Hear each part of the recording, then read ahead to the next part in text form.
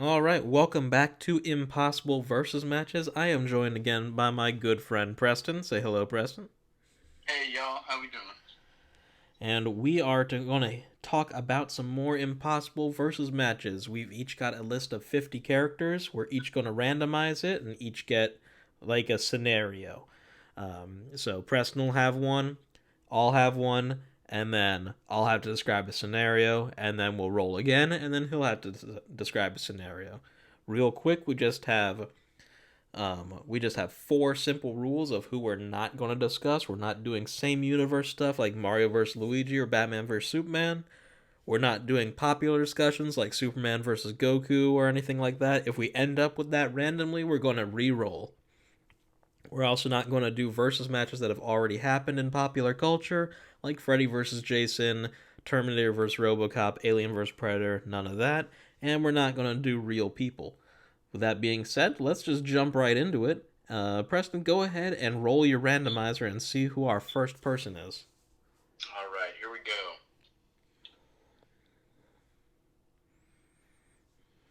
So we have, as our first character, we have Todoroki from My Hero Academia.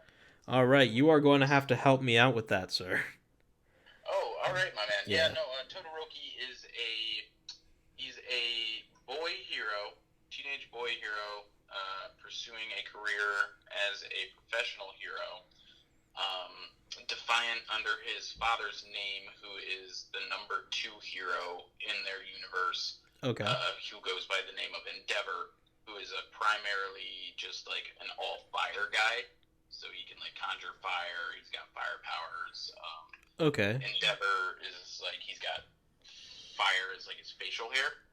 Um, Oh, that's cool. and Todoroki is a descendant of both the mother and father. So the mother and father is fire and ice. Basically, Todoroki was born to overthrow the number one hero, just in the idea of becoming the best and ultimate hero himself. Okay. So he was basically like birthed for the fact that he could be both fire and ice powered and try to be like the ultimate hero. Is this the So guy with the? he's got a little bit of like he's really down to earth dude, but he's Okay. got like just a slight chip on his shoulder for the idea of like being a hero for anything other than the fact of just like the straight principles being a hero. Okay, so I have a very, very entry level knowledge of My Hero. Like I just know it. It's like a school of like people trying to be heroes. Um, and they each Yeah. have like their own power. So his power is fire and ice. Yes. And if I barely know the character, but is he the one with like he's got like a burn on his face? Yes. Yes. White Okay. hair. Okay, yeah, I've got the visual then. So the basic knowledge is, he's going to school to be a hero and he's got fire and ice powers. Yeah. Okay, solid, solid. Okay. So who is Todoroki going to go against? Let's see. I don't like that we're using him this early, but rules are rules. Todoroki versus Shrek. Oh man. Okay. All right. Okay. So Todoroki lives in. So it is it like most like animes where people have superpowers where like it's set pretty much just like in Japan with like a little bit of a futuristicness to it. Yeah, Like it's yeah. pretty much I mean, it's Japan. pretty modern actually. Okay. It's like the world. Imagine like society now, but just like 80% of the population has these things called quirks, which are like can be anything as small as like being able to levitate like objects under 15 pounds, like a certain amount of distance away from you, to like being the most strong human being on the face of the earth, and the idea of just like nobody's been able to see what this person's limits are and anything like that. So All right. Now does our fire and icy friend is he known to have he's not known to have a bit of a temper, is he? Because you said he's a bit down to earth. Does he have a bit of a temper? I mean, he can get really motivated, and once that happens, he can come out with some serious power. All right. Well, I'm gonna take some liberties with the lore here. All right. All right. Todoroki is a Shrek purist. He is he's a fan of the movies as like movies. Like he's like your regular Shrek viewer like before Shrek got like oversaturated. Okay. So like Okay. he thinks Shrek 1 is like a really good movie and he thinks Shrek 2 is a fantastic follow-up and then he doesn't like 3 or 4. So, but he's like yeah, it's a good movie, whatever. But then everyone started liking it because of the memes. This is where the memes come in. So like since he's set kind of in like a real world except people have powers. They have the internet. They have memes. So he sees what has happened to Shrek and becomes infuriated.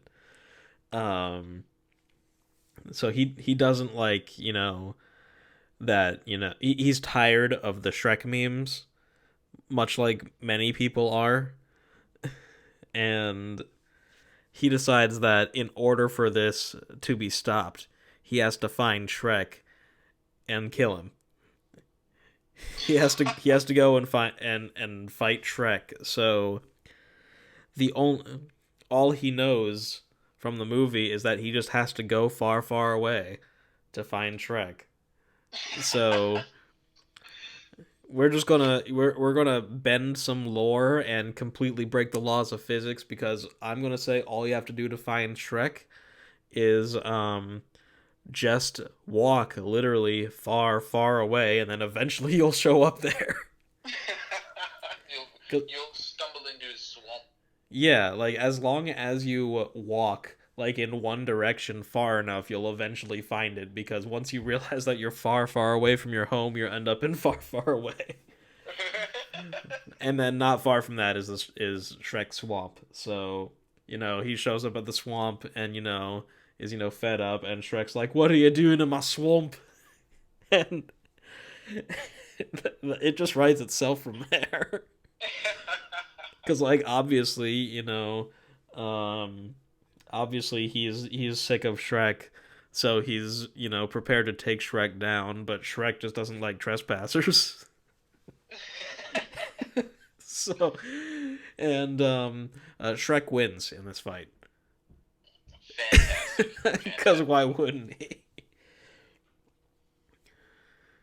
But like there's like another layer to it because originally he's just being, he's just going to go find Shrek, but then once he realizes that Shrek is like an actual thing, like he's real, like for real, because sometimes you're like, oh, that, like, sometimes you don't really know something is like legitimate until you actually see it in person. Like Right. it hits different. So once he sees Shrek for real, then he sees Shrek is an ogre and a monster for real. So beating Shrek would, boost his hero cred. Oh yeah. Because, a hero would fight an ogre. That's like the whole point of Shrek, really, is that, like, he's a monster, but he's not a monster on the inside. Yeah. but No, for but like sure. the public views Shrek as a huge, as a monster, so Todoroki sees that if he beats Shrek, then not only will it put an end to Shrek memes, but it'll also like boost his hero cred because he'd be technically like saving the people of the like swamp and forest and surrounding ogre infested area. But Shrek's just not having that because Shrek has a thick ogre hide that prevents him from being hurt by heat and cold. So it, it That's ends up awesome. it ends That's up being a literally what fair I was fight. thinking. I was like, he bathes in mud and just douses himself in wax enough to where he's Yeah. just got this crazy hide that just doesn't work. And I mean, he was able to survive, the dragon attack in the first Shrek movie. So I feel like intense heat temperatures is not, too bad, not too bad Yeah, for him. it's not very effective. Right. It's not very effective exactly. Shrek is a ground type, a ground and poison type. Yeah. So Okay, so I had to stretch for quite a bit there, but that's what this show's about. That's fantastic, man. But I loved it. I just I I'm just personally disappointed that we had to use Shrek this early. I was really waiting for like a really crazy matchup for Shrek, but you know what? Okay, Shrek versus anime, why not? Why not? You know, they're technically both animations, right? Yeah, this is true. So I'm going to All go right. ahead and spin the wheel for you, sir. Awesome. And okay, we've got a classic character in here, Jack Torrance. Jack Torrance. What is he from? He is Jack Nicholson's character in The Shining Oh, Jack Torrance. That's all right. Oh boy, with Jack the Torrance. with All the right. Let's axe and the see what here's Jack Johnny. Torrance has got to deal with. Yeah, what is making him? Who does he gotta take on, and Oh why? my god. All right. So we got Jack Torrance here versus The Rock. The Rock? The Rock. His wrestling persona. Oh, okay. So only his wrestling persona. Only his wrestling persona. Okay, because I was about to say like, does that still count as like a real person though? I don't know. That was something actually I meant to but bring by you before this. It's up to you. You got to let me know because I'm doing it as his wrestling persona. Because like his wrestling persona like still exists in the real world like as well because you only see it on like live TV broadcasts. I know. See, wrestling was like a great line for me. I didn't really know how I could walk on that. You know, 'Cause, I I mean, like you got like all those personaed characters like the Undertaker and like I mean that dude's just a regular dude. He eats right. cereal with milk, you know. Yeah. I'm gonna have to go ahead with the executive decision and veto The Rock because everyone refers to him as The Rock, and I feel like Dwayne Johnson does not actually act very different from The Rock in most of his No, movies. hey, this is And this is a good point, man. I mean, he technically does go by Dwayne the Rock Johnson. So right, and then the out of like wrestling, I guess characters, The Rock and John Cena both seem like the most like vanilla guys in wrestling. yeah, no, this is true. Like I might make a stretch for like the Undertaker because he's supposed to like raise the dead or whatever, but Right, right. might make a stretch for others. But The Rock and John Cena, I feel like are too close to just being regular dudes. I feel that. I feel To that. All right, yeah. so So here I'm gonna give it a re-roll real quick. all right, no problem. Respin, spin it up. Jack Torrance. Jack Torrance meets. Oh no. All Oh, right, this is a very odd one as well. But it's going to bring me much joy creating this scenario because I despise the person I just got. We got Tom Nook from the critically acclaimed Animal Crossing series. For those who don't know, Tom Nook is basically the Jeff Bezos of the Animal Crossing no. world. Tom Nook from Animal Crossing versus Jack Torrance from The Shining. It's Yeah, we perfect. got a bit of a Happy Tree Friends thing going on here. Um, They both have axes. they both potentially. I mean, Tom Nook's probably never fucking picked up a tool in his whole life. Uh, he's made everybody else do it, all the villagers. This is Um, true.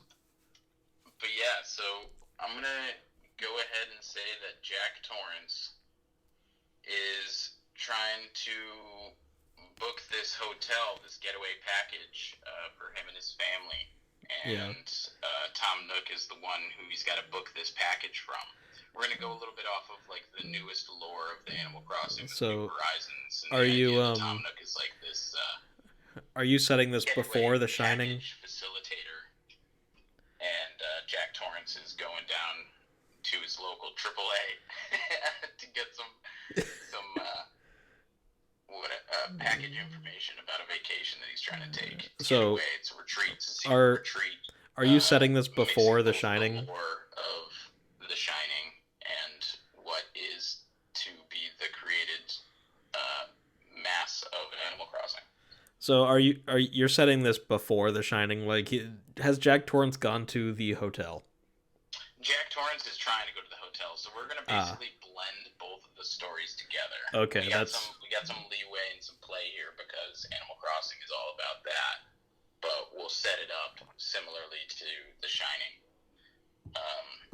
And we're gonna go ahead and say that Jack Torrance goes down to his local trip advisory right. agent and ends up running into what he finds to be this thing called the Nook package. And Jack Torrance is like, "Oh, this sounds like a great getaway. My family would be able to do all this stuff that I can go ahead and do my writings." And so he books his package through Nook Getaways, and he ends up getting to the hotel with his family, in which they're going to be staying at like this remote island.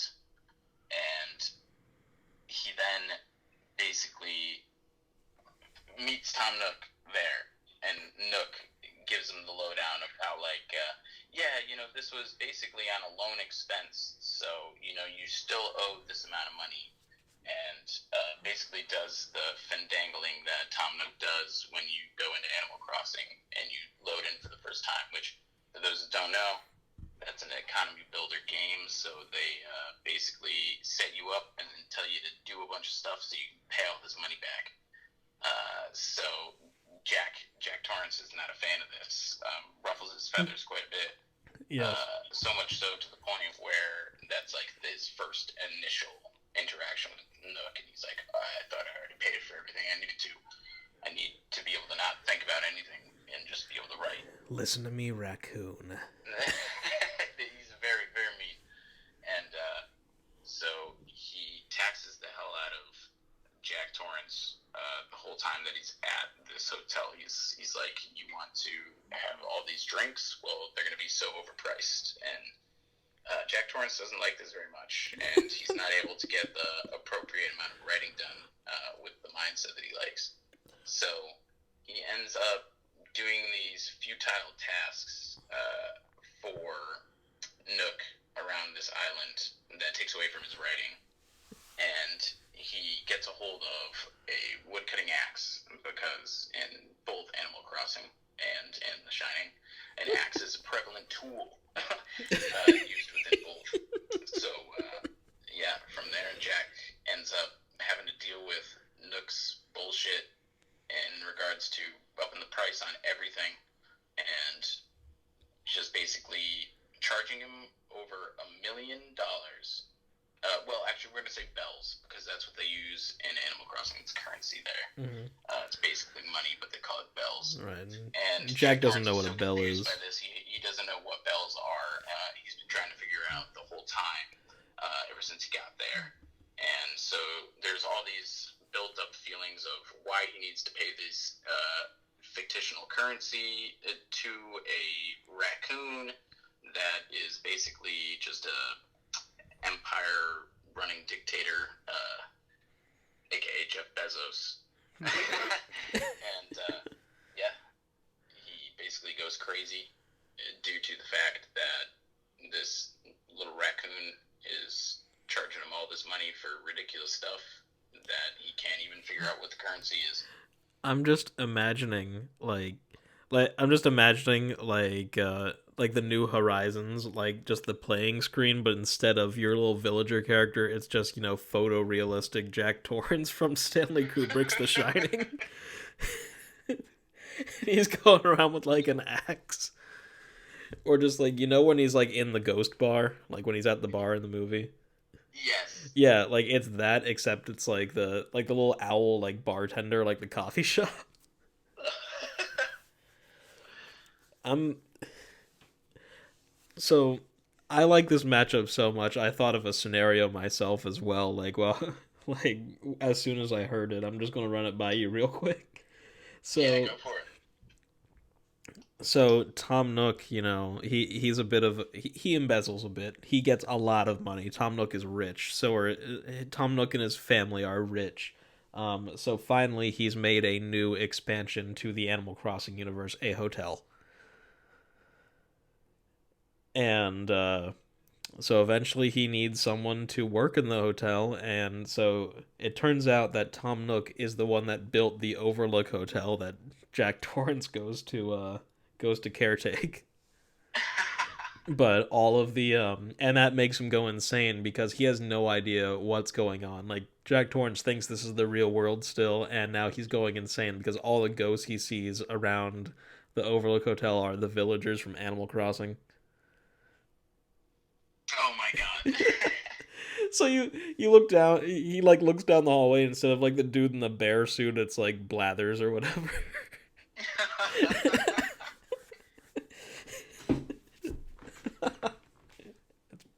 It's brilliant, honestly. This whole setup. It really is. That's the suspense that needed. Oh yeah, I'm down with both of these. Just like just imagining Jack Nicholson in general. Like it doesn't even have to be the character Jack Torrance. Just real life person Jack Nicholson interacting with someone that looks like Tom Nook, or Oh yeah, Blathers, it's or like if you were to Isabel. take Jack Nicholson and put him in the role of Who Framed Roger Rabbit. You know? Right. It just but it gets like it's creepier because it's Jack Nicholson. It's not a lovable Bob Hoskins. Right. Exactly. Exactly. Oh, that's brilliant. I like that. We've had some pretty solid matchups on our two episodes so far. Yeah, man. Yeah, we've been able to pull them together. Like the matchup between, or the mesh of your scenario and mine is perfect.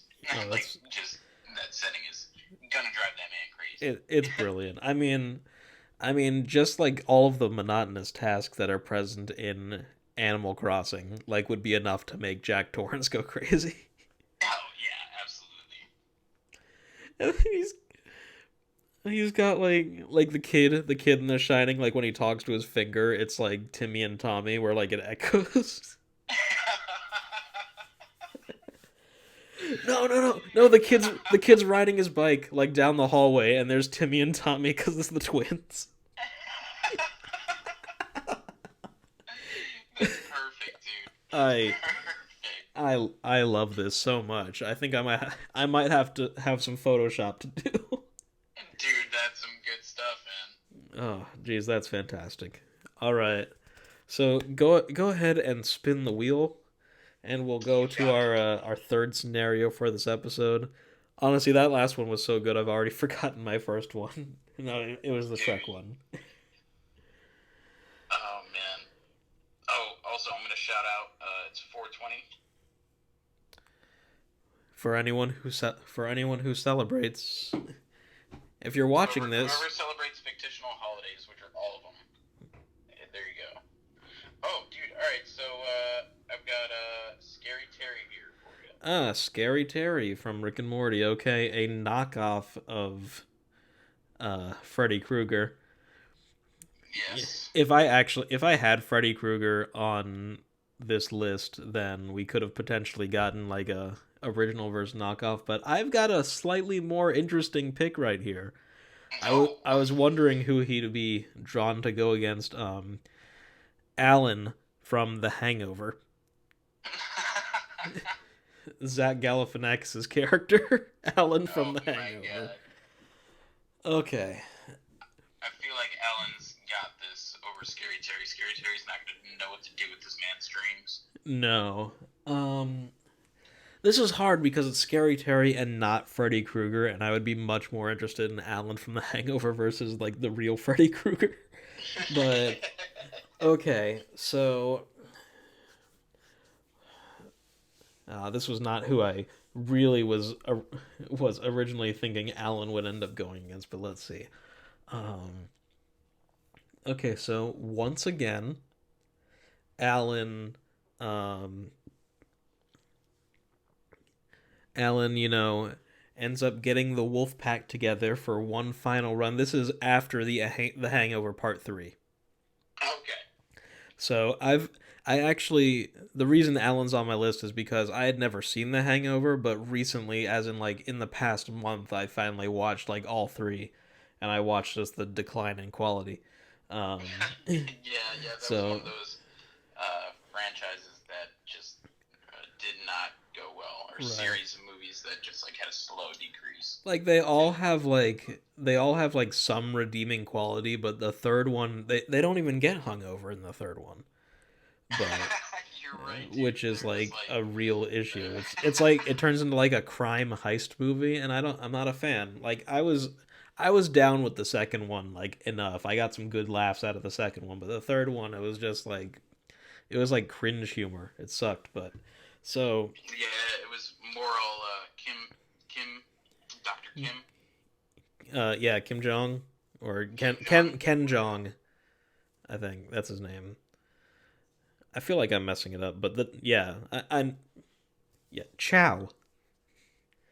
But all right, so for this scenario, so Alan, he's this is post Hangover 3, so this is we're making like a Hangover part 4, I guess. So Alan is he's like fed up, like he's reverting back to his childlike nature for whatever reason. It doesn't matter because this is a Hangover movie, so like we can just throw his character development out the window if we want. Um, Right. just like how he was just kind of a lovable idiot in the first one and then was just like mean in the second two. Um, Yeah. so he's like, okay, I got to get the wolf pack together again, even though he, broke him up. This is a reason for us to get a Hangover Part 4. Um, so he gets together slash tricks the rest of the guys into showing up. Because of course he does. Like he just finds a way to get him there. He because he's manipulative. He's a little asshole. Right. So he gets all of the guys together and then once again like drugs them like while they have like just one drink or so. Um, there's going to be some like convoluted way for Doug to sit this one out because he doesn't get to do anything in any of the movies. Um, but That's so true. what Alan drugs them with is some sort of extreme like crazy sort of drug thing that he got off Chow because because in the third movie he lets go of Chow, but he somehow always brings Chow back somehow because Alan doesn't learn from his mistakes. Because Chow's in the post credits of Hangover 3. If no one made it through that movie, um, so he got this crazy new kind of drug from Chow that makes it that if you all pass out at the exact same time, like you all do the drug at the same time, you share a dream.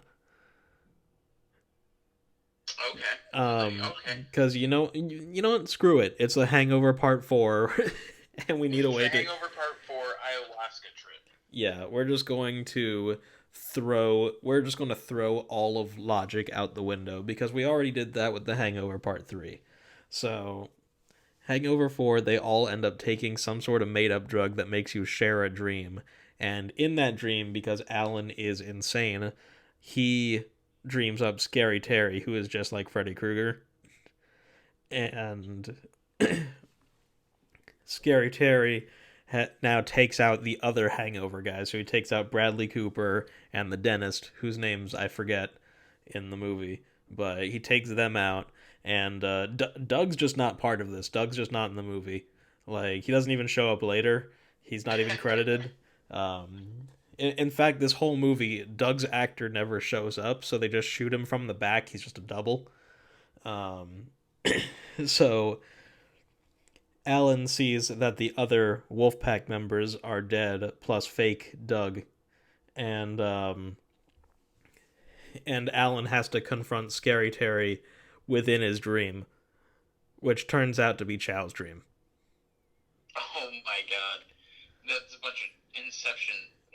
Yeah, I just want to make this one as convoluted as humanly possible.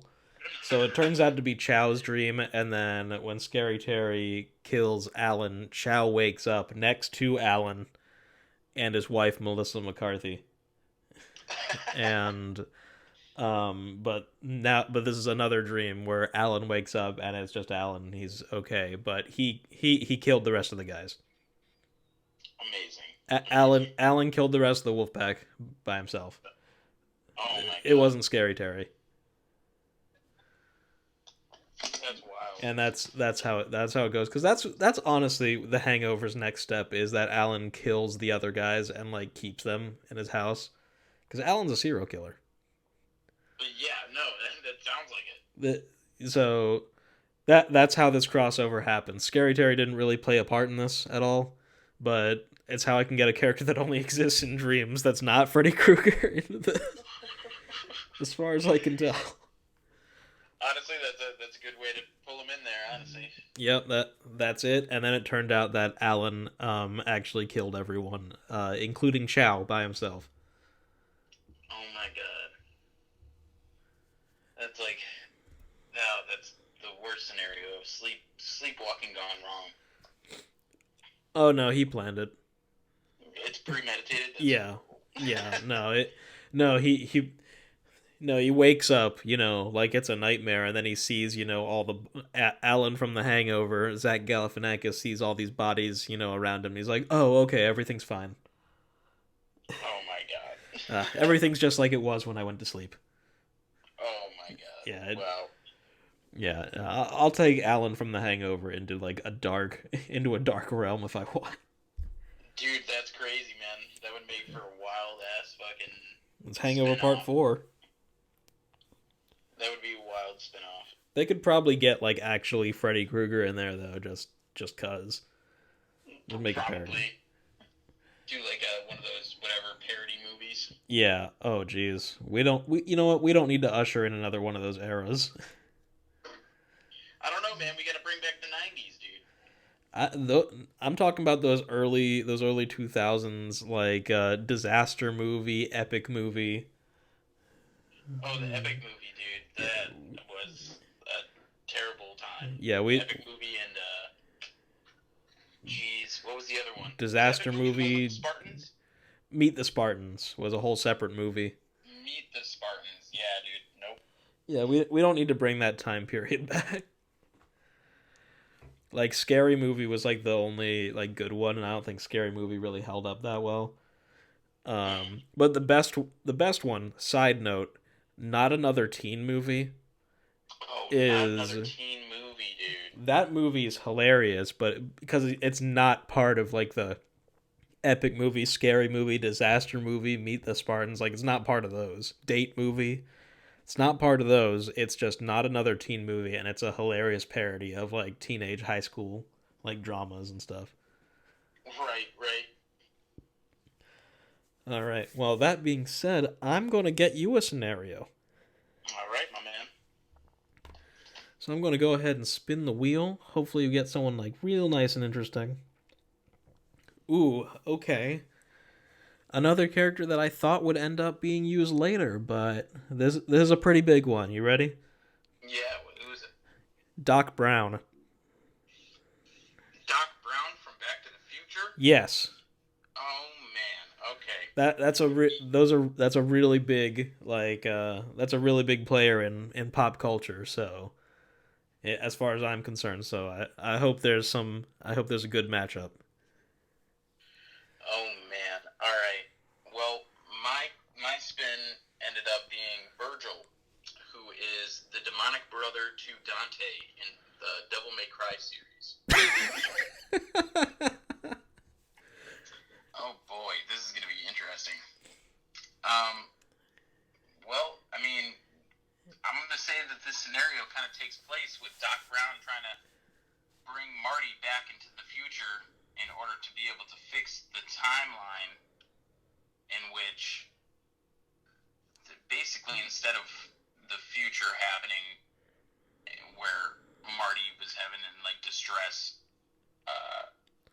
basically like they brought hell on Earth and they're like, we need to be able to get the sword that they get in Devil May Cry, the Devil Cry sword. So, you're telling me that Doc and Marty's time-traveling antics have messed up the space-time continuum so much that we're now in, like, Demon Devil May Cry world because of Doc Brown and Marty McFly. Yes, that's exactly what I'm saying. That's what I'm down for that.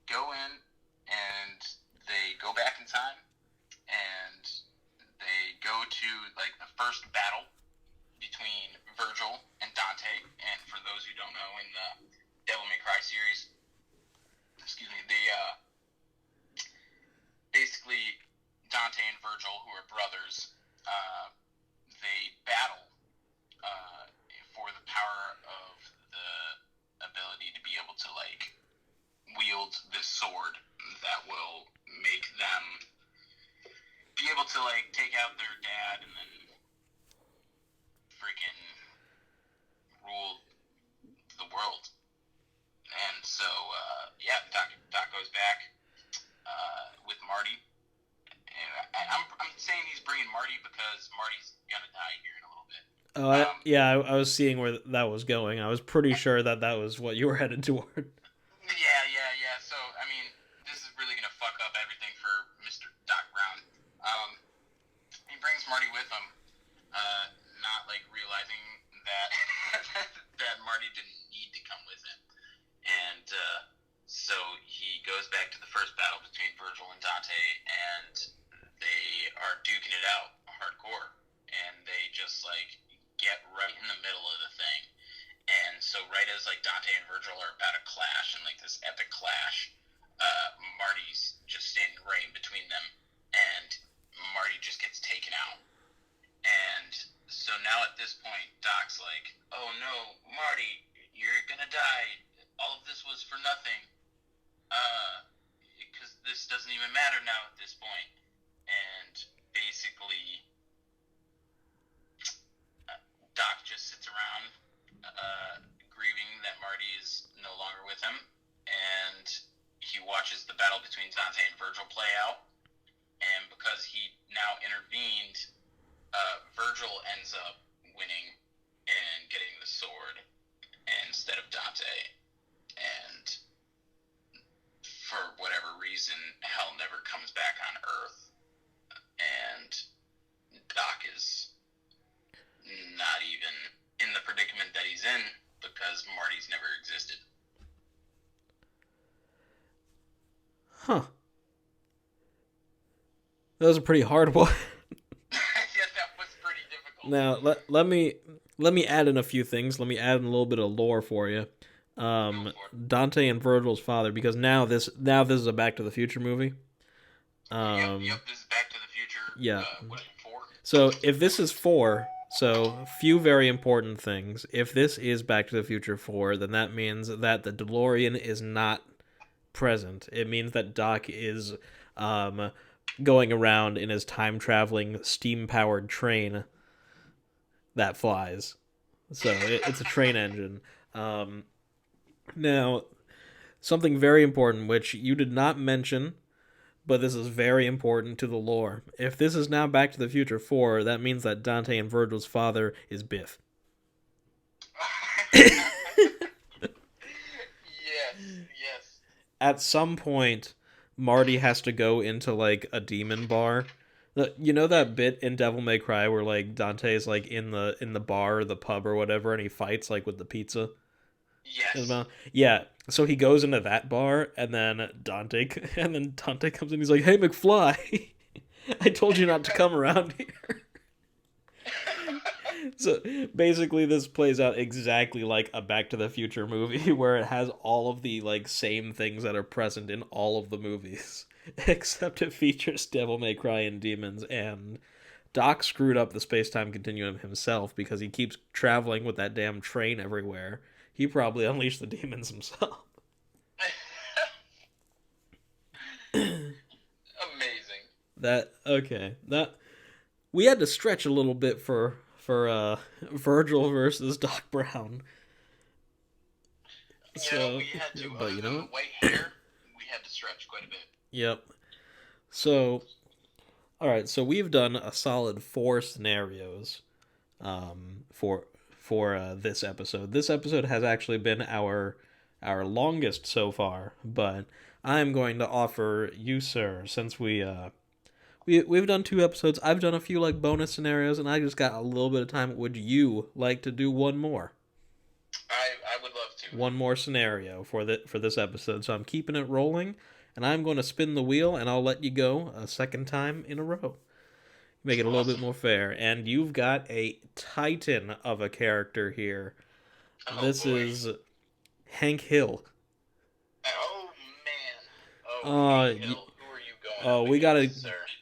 If this matchup isn't good enough, I'm gonna say go ahead and re-roll because Hank Hill deserves like a really like something absolutely Yo. bonkers. All right, so we've got Joey Tribbiani from Friends.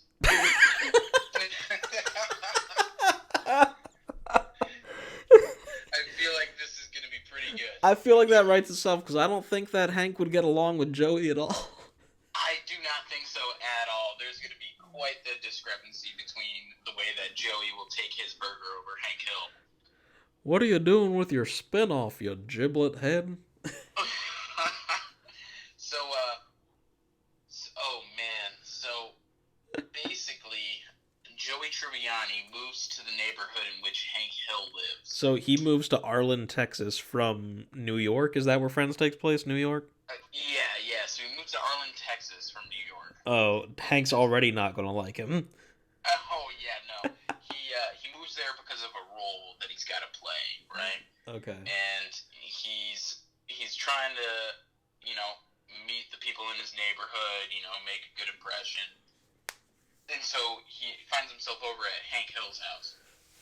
Because Hank would invite him over. He'd be like, "Well, you're the new neighbor. Why don't you come on over? I'm Hank Hill, block captain."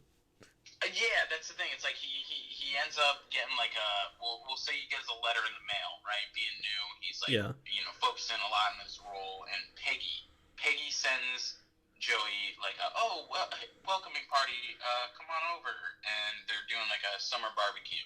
Yeah, because of course Hank would. Joey Tribbiani's like, oh yeah, free food? I love free food. I'm gonna come over for free food. And he's like, I really could use a break between my role. And so he gets over to Hank Hill's house. And he gets introduced to Peggy. Peggy's like, oh, you seem like a sweet guy. You're single, all this stuff. Gets the whole breakdown from him. And she's like, let me introduce you to my husband, Hank. And she goes over, and Hank's on the grill, got that fine propane. Of course. Rolling, and he's cooking up some burgers. Now, let me just stop you right there, because I'm already imagining 3 different ways that Joey's going to piss off Hank. Oh, yeah, man. And they all center around that grill. Yeah, dude, all centered around that grill. So, Joey walks up, and he goes, and he's like, Peggy says, Hank, here's our new neighbor, the one who I invited over personally, Joey Tribbiani. He's an actor, gives him the whole lowdown, he's single, and he likes to do guy stuff. And that's what she says. Yeah. And Joey's like, hey, Hank, how's it going, man? Cooking on that gas grill right there? And Hank just, laughs at him at first, kind of like, it's called propane. Oh, no, son. This is that fine propane.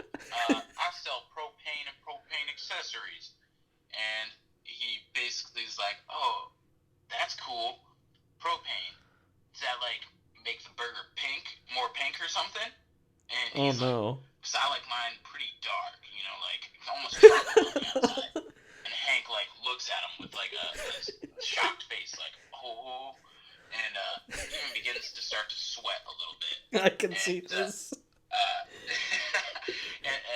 And Joey continues to follow up with the idea. He's like, yeah, I'm more of a well-done guy. And oh, no. Hank just, freaks out, hits him with the gas, and he says, son, I'm going to ask you politely, yet firmly, to leave my premises. And Joey Tribbiani then says, whoa, man, why? What are we having, And he tries to, what's the word I'm looking for? She tries to schmooze him. Schmooze him into the idea of staying.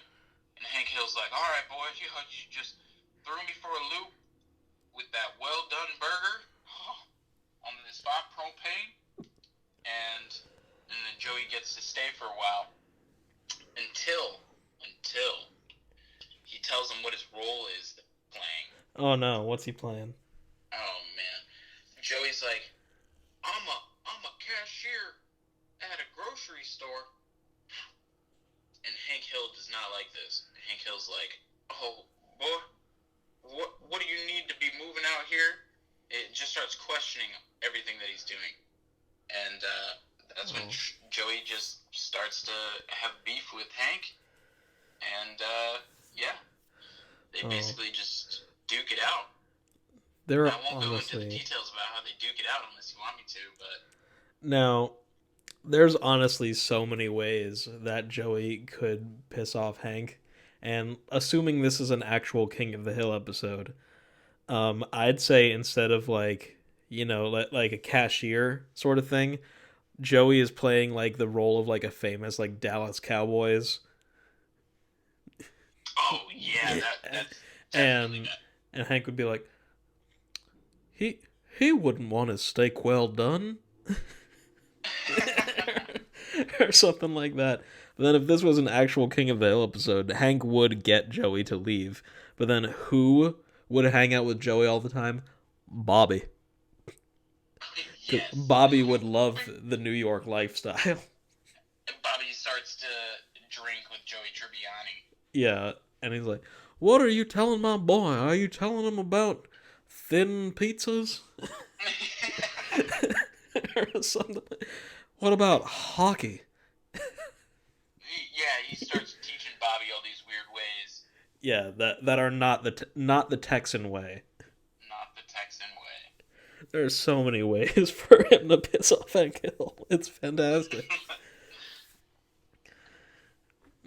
But Bobby ends up being like good friends with Joey, and like, and Peggy's like a neutral in this, and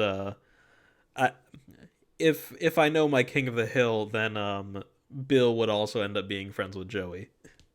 Oh yeah, definitely. But Dale would think of some sort of like, conspiracy for why he's really here. Oh, absolutely. He's like, he's part of the government. He's a secret agent.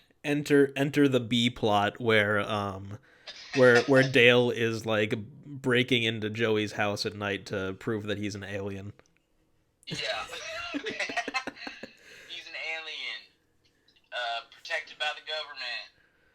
Honestly, I'm surprised that King of the Hill, like in like one of its last seasons, didn't do like a Friends like crossover sort of thing where the Friends cast just guest stars on King of the Hill for no reason. Oh man, what a crossover! Like when it's revealed that like ZZ Top is like Hank's cousin. Yeah. Oh, that's a good match. and it would make sense for Joey to be the neighbor, because right. He was the neighbor to the other friends and friends, Right, and then he'd be like, "Yeah, I like my burgers, kind of well done, kind of like charcoal." And then Hank would be like, exactly. And he'd be like, "Oh, I didn't know you were." Well, first I think he wouldn't believe it. He'd be like, "Oh, I didn't know you were a comedian too." As well as yeah. I tried to build the suspense like that, but then I kind of forgot what the role was that Hank really despised against.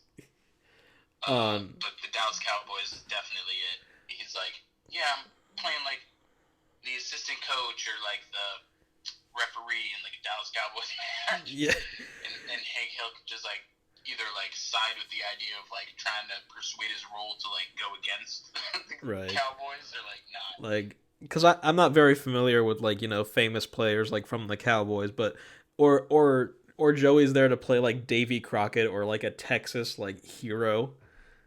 Oh, and Hank's like, even better. No man from New York can possibly play Davy Crockett. Yeah. He's like, son, have you even seen a raccoon? You do know there weren't any. You can't wear that hat properly. Like, you do know there were no Starbucks at the Alamo, right?